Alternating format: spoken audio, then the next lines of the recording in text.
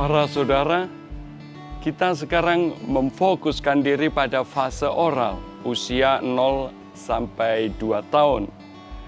Disebut fase oral karena ibu mencintai dengan buah dadanya dan si bayi dengan mulutnya, sehingga disebut fase oral.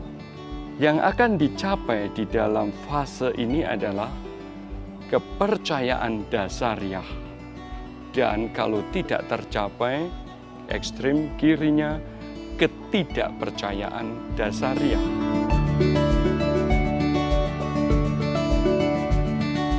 Proses belajar percaya ini diawali saat bayi menyusu.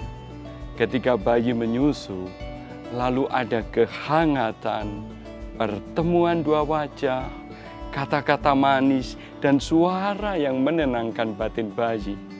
Apalagi kalau ibunya mencoba bersenandung, mencoba menyanyi kecil, mencoba membuat bayinya tenang. Pertemuan dari wajah ke wajah ini mengajarkan pada bayi bahwa ada orang lain yang bisa dipercaya, yang menyenangkan. Ada bau ibu, suara ibu. Dia mulai tahu bahwa dirinya bukan satu-satunya. Ada pihak lain yang membantunya. Pengalaman persahabatan ini menjadi humus dalam arti religius, menjadi dasar untuk pertemuan antara dia dan orang lain.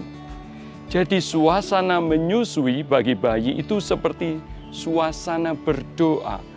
Dia menyerap kehidupan, sumber kehidupan dari ibunya. Dan dia menyerap dengan tenang, apalagi kalau suasananya indah. Ibunya bisa menyusui dengan bagus, lalu bau ibunya, pertemuan ini menenangkan. Dan sekali lagi, itulah benih-benih rasa percaya yang muncul dalam diri bayi. Dia seperti berdoa, seperti berkontemplasi. Dia tidak berdoa dengan kata-kata, tetapi suasana yang diciptakan itu adalah suasana doa. Disitulah terjadi masa penumbuhan rasa percaya dasariah. Ada kasus ketika mama sakit, ibu sakit, seorang bapak merelakan dirinya untuk menyusui, tapi dengan memakai spet. Lalu dia mencoba menyusui dan menjalin kontak fisik dengan bayinya, karena bayi membutuhkan kehangatan. Dia menjadi pengganti figur ibu. Dan dalam kasus seperti ini, maka bayi tidak kehilangan cara untuk menumbuhkan kepercayaan dasariah, karena bapaknya, papanya bisa menggantikan figur ibu. Rasa percaya bayi yang tinggi akan menumbuhkan pada diri bayi itu bisa mengkomunikasikan yang penting untuk dirinya. Kalau dia lapar, menangis. Kalau senang, ketawa.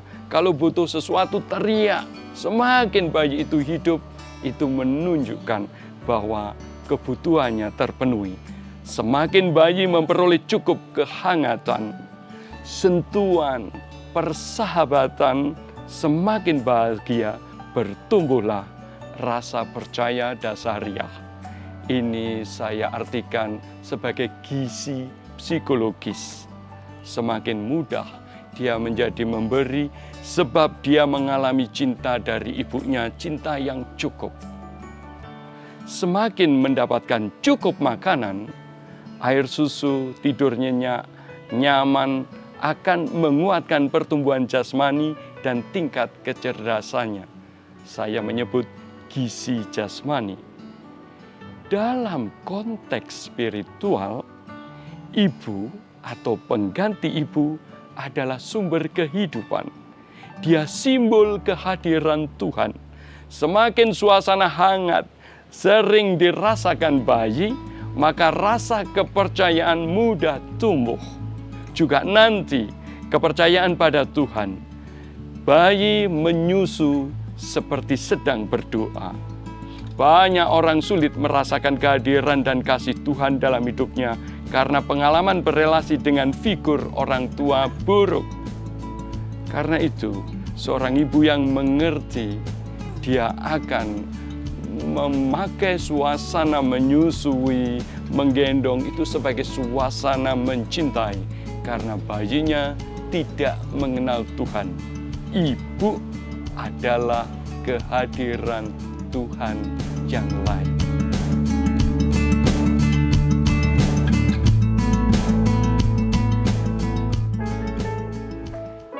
Bayi dalam dirinya akan tumbuh rasa tidak percaya jika figur ibu atau pengganti ibu tidak bisa dia percayai.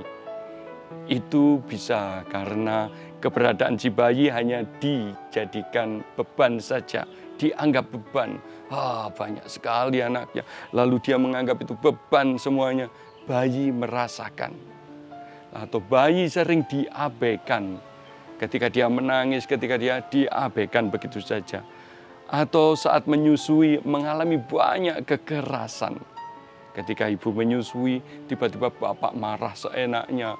Tiba-tiba dia menuntut ini itu sementara bayi sedang menyusui. Ada lagi kasus yang paling modern sekarang ini. Ibu menyusui sambil pegang HP. Halo, iya ya apa gitu itu. Ya memang begitu. Aduh, hari ini mesti ngerepoti. Jadi ibu bertelepon dengan segala sesuatu ketidaktenangan. Sehingga bayinya megap-megap. Padahal tadi kita tahu bahwa bayi menyusu itu seperti berdoa.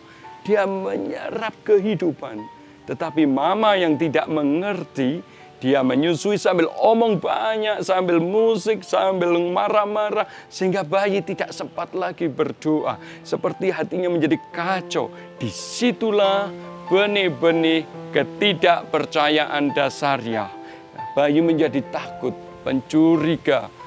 Dia menjadi ingin selalu memiliki karena dia tidak percaya pada yang lain. Disinilah benih-benih egoisme muncul. Pengalaman cinta berkurang karena bayi kurang mendapatkan kehangatan cinta perhatian. Sekali lagi, di dalam fase oral, tujuan utama adalah untuk mewariskan, menanamkan kepercayaan dasariah. Dan itu bisa terjadi jika di saat menyusu yang disebut fase oral itu, bayi mendapatkan cukup kehangatan, cinta, nyanyian, dan dia juga cukup gizi jasmaninya.